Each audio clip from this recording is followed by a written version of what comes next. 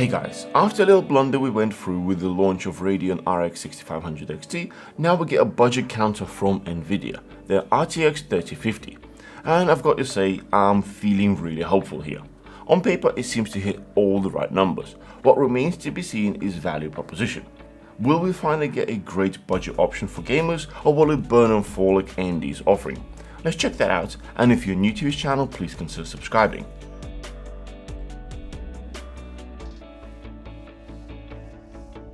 Before getting to the benchmarks, let's have a closer look at this particular card from ASUS. It is ROG Strix RTX 3050 OC Edition. It features the usual triple fan design, RGB, as well as selectors for performance and quiet modes. For power, this particular card uses 8-pin connector, and it's kinda sad to call this a feature, but NVIDIA has kept the full-length PCIe Gen 4 connection. So even if you're using an older CPU and motherboard combo that features PCIe Gen 3, you'll be able to get the full performance out of this card. On the back, there are 5 DisplayPort outputs, 3 DisplayPort 1.4 and 2 HDMI 2.1 ports. Do bear in mind that this card supports up to 4 simultaneous connected displays, which for the vast majority of you is an overkill anyway. Let's now dive a little deeper into specifications. This card features 2560 CUDA cores, 80 Tensor cores and 20 RT cores, as well as 8 GB of GDDR6 memory, running over 128-bit interface. RTX 3050 reference TGP is rated at 130 watts, and our card is just shy of 150.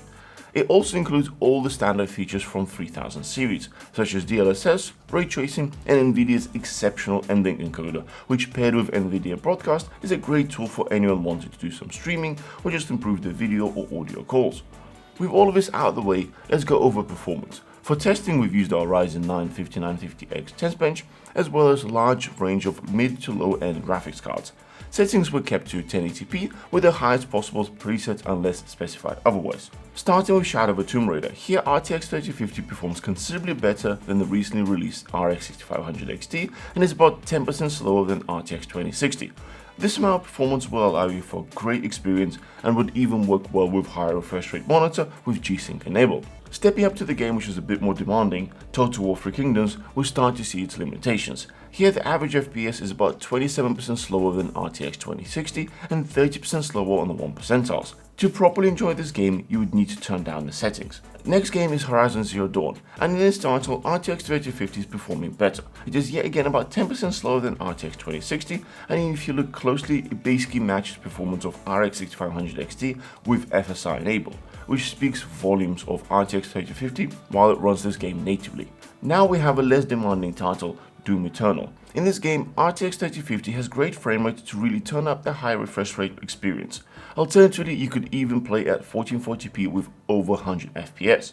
Next we have ray tracing titles, starting with the less demanding of the two, Riftbreaker. Here, RTX 3050 delivers over 100 FPS and is about 15% behind RTX 2060. Anyone wanting to play this game with ray tracing enabled will certainly have a good experience. On the other hand, in Godfall, the story is a little different. This card finally beats RTX 2060, but still has pretty rough time keeping up those frame rates, so you'd either have to disable ray tracing or drop down the settings. You may have noticed that I've kept mentioning RTX 2060 as a primary comparison. There's a pretty good reason for this. Normally with innovation, there's moving forward in terms of performance, and historically you could expect single tier improvements such as 3070 being equivalent to 2080 or just about there. Have a look at this graph showing performance improvements between 10 and 20 series. In almost all examples, the newer lower tier card is beating older higher tier one. Unfortunately, with RTX 3050, we find that it's about 10% slower than 2060, which makes me wonder what is actually different. With that being said, I can see one somewhat significant improvement, and it comes in place of power efficiency. If you look at this graph which shows frame rates per 10 watts, we see most of the games have improvement of 20% or more, in comparison to what we had with the high-end cards where NVIDIA just pushed the cards harder to get more performance. Here at least we get some efficiency. Let us know what you'd prefer, lower wattage for that cheaper power consumption or more FPS. For those interested in this ASUS version of the card, we did some thermal and acoustic tests. During the test, our room temperature was 24 degrees Celsius and our room noise floor was 30.5 dBA. Measuring distance from the test bench is 50 centimeters. We ran Thermark to heat up the card and found it maxed out at 55 degrees Celsius while staying really quiet at 32.3 dBA, so there's still plenty of headroom for overclocking. In conclusion, if I were to summarize this in one sentence, RTX 3050 has not improved enough to say it's an amazing card in comparison to the last gen, but in the current market it is good enough card provided you can get it close to MSRP. It certainly performs much better than RX 6500 XT, I just hope it does not cost double off that either. If you want to check out the items we've covered today, I will leave the links in the description below. I hope you found this useful, don't forget to smash that thumbs up and subscribe for more, and we'll see you guys in the next one.